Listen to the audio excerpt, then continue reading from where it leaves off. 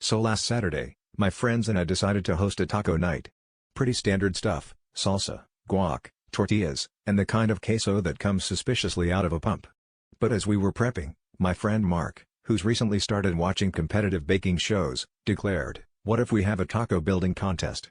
All of us, being the kind of people who turn Monopoly into a blood sport, immediately agreed. The only rule? Think outside the shell. I should have known then we were headed for trouble, because the last time Mark said that, my living room ended up covered in papier-mâché and glitter. Things started off tame, a double-decker taco here, a taco with a cheese crust there. But then Laura started constructing a taco skyscraper that required toothpick scaffolding and 3 hands to keep upright. Not to be outdone, Ben began layering his taco with alternating stripes of sour cream and salsa, calling it the Great Wall of Jalapeno.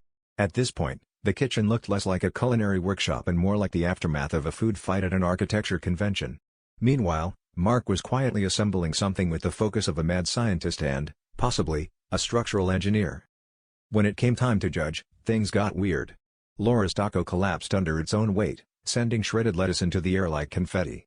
Ben's Great Wall toppled in slow motion, leaving a red and white trail down the counter, while Mark rolled out his pièce de resistance, a taco shaped vaguely like the Sydney Opera House, held together by what I can only assume was a glue gun and an illegal amount of refried beans.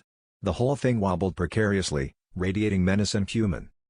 By the end of the night, we'd each eaten about a pound of taco filling. The kitchen was a war zone, and I had to explain to my landlord why the smoke alarm was covered in guacamole. But the real winner of the night? Mark, who said with a straight face as he surveyed the carnage, "I guess you could say we took Tex-Mex to new heights, but I'm not your architect."